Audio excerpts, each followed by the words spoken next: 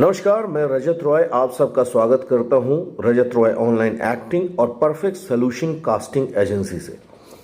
आज मैं आप सबको बताऊंगा कि हम बेसिकली कैसे कास्ट करते हैं एक्टर्स को फिल्मों में या एड फिल्म में या सीरियल्स में।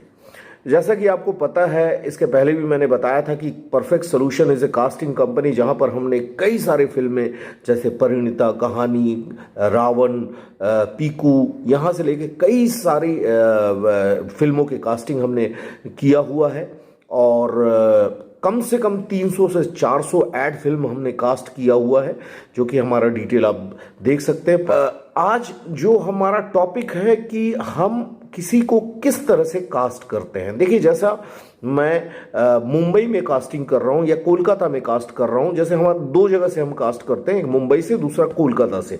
कोलकाता एरिया का जो कास्टिंग है ये रिलेटेड है नॉर्थ ईस्ट से भी, इवन हम बिहार के भी एक्टर्स को लेते हैं, इवन एक सेगमेंट है कश्मीर का, श्रीनगर का।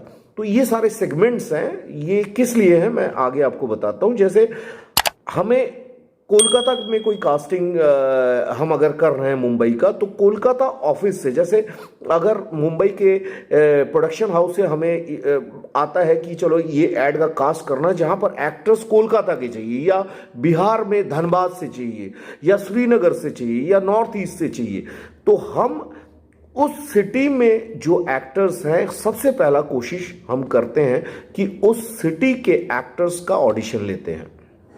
उसके कारण है, उसका कारण, सबसे बड़ा कारण है कि हर एड फिल्मों के बजट अलग अलग रहते हैं।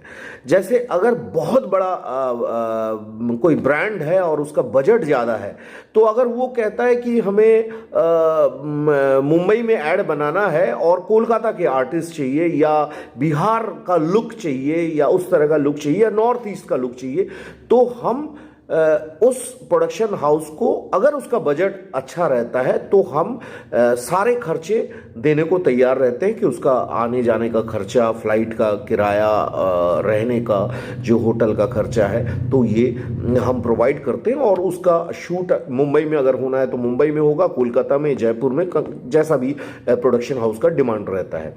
लेकिन अगर अधिकतर केस में ऐसे रहता है कि हमेशा बजट उतना नहीं रहता है, तो फिर अगर कोई कहता है कि धनबाद या बिहार का कोई आर्टिस्ट, जैसे मैं अभी एक बिहार में धनबाद एरिया का कास्टिंग कर रहा हूं, क्योंकि उनका कहना है, जो प्रोडक्शन हाउस का कहना है कि इनका बजट कम है, हम ट्रैवलिंग नहीं दे सकते हैं या उनको रहने का खर्चा नहीं दे सकते हैं। आप कोशिश करिए कि वहाँ के थिएटर आर्टिस्ट या एक्सपीरियंस आर्टिस्ट को आप हायर कीजिए। तो उसका कास्टिंग के लिए हम वो धनबाद एरिया में हम सारे जगह खोजते हैं कि जिससे उस तरह के आर्टिस्ट हमें मिल जाए। रिसेंटली आपने देखा होगा, अमेजन का ऐड किया था, यहाँ पर नॉर्थ ईस्ट का रिक्वायरमेंट था, मतलब असम या उस मणिपुर, इस तरह का लुक चाहिए था। जो आपने अभी अमेजन का ऐड रिलीज भी हुआ है, उसमें आप देख सकते हैं जो जानवी ने काम किया हमारी कास्टिंग में। तो हम जब उस लुक का आता है, तो और इनका शूट असम में नहीं था, थोड़ा सा डिस्टेंस में था, तो हमने कांटेक्ट किया उधर के एरिया के आर्टिस्टों को, जहां पर नॉर्थ ईस्ट की वो लड़की शॉर्टलिस्ट हुई, फाइनल हुई, ऑडिशन दिया। हमने ऑडिशन मंगवाया उससे, फोन में ही मंगवाया, घर से ही उसने ऑडिशन दिया और हमने उसको फॉरवर्ड किया और उसका सिलेक्शन हो गया। अब जब सिलेक्शन हो गया, तो वहां से सोचिए 400-500 किलोमीटर के अंदर एक एरिया जो है शिलीगुड़ी, वहां पर इसका अमेजन का शूट होना था एक फिल्म का। तो वो वहां तक का जो भी ट्रैवल फेयर और रहने वगैरह का उन्होंने खर्चा दे दिया। अगर सोचिए, ये अगर असम में ही शूट होता तो प्रोडक्शन हाउस का खर्चे और भी कम हो जाते हैं। ये डिपेंड करता है बजट के हिसाब से। आप अगर जयपुर में रहते हैं, तो जयपुर का अगर शूट होता है तो वो आपका प्रेफरेंस ज्यादा होगा, अगर आप अच्छे एक्टर हैं तो। और अदरवाइज अगर बजट अच्छा है और या फिर एक्टर्स नहीं मिल रहे जयपुर से, तो फिर मुंबई, कोलकाता, जहां पर भी अच्छे एक्टर्स हमें उस ऑडिशन में सिलेक्ट होंगे, उसको हम भेजते हैं। तो इस तरह के हम कुछ सेगमेंट बनाए हुए हैं, जिसको कहते हैं सेग्रीगेशन।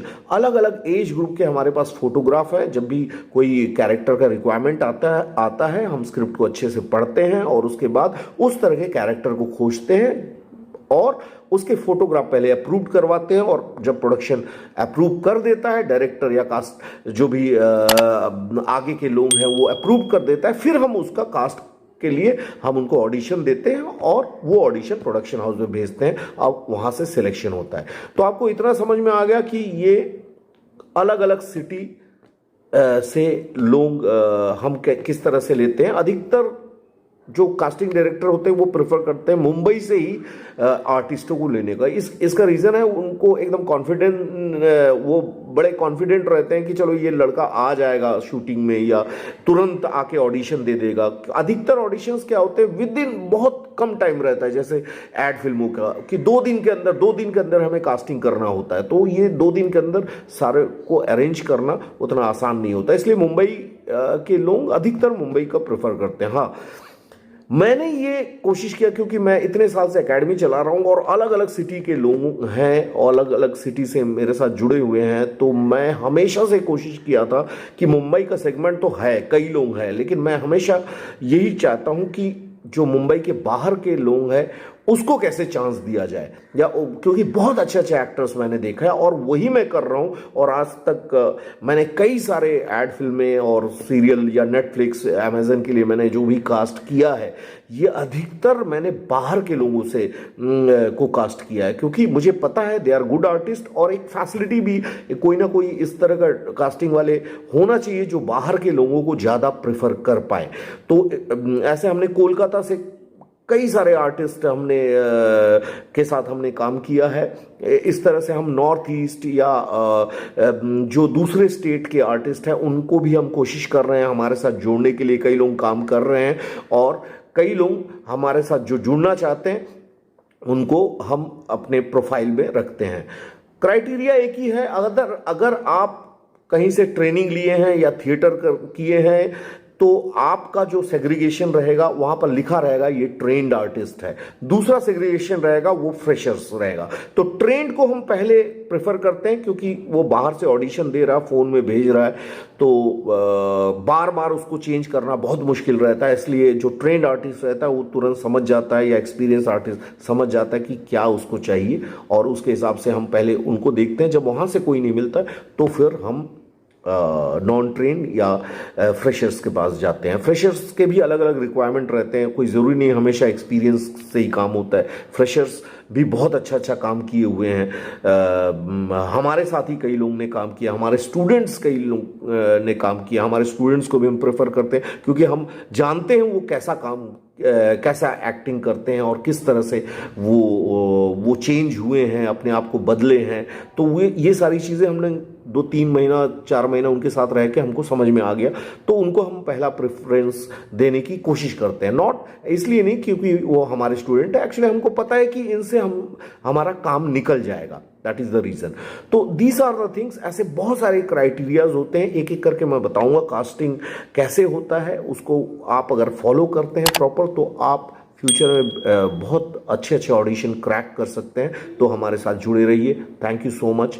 अगली वीडियो में मिलते हैं। हाँ, थोड़ा गैप में वीडियो हो रहा है because I am totally engaged हूँ ये कास्टिंग में और ट्रेनिंग में, इसलिए मैं आजकल वीडियो ठीक से बना नहीं पा रहा हूँ। उसके लिए I am very sorry. And मिलते हैं फ्यूचर में, सेमिनार्स वर्कशॉप भी करेंगे।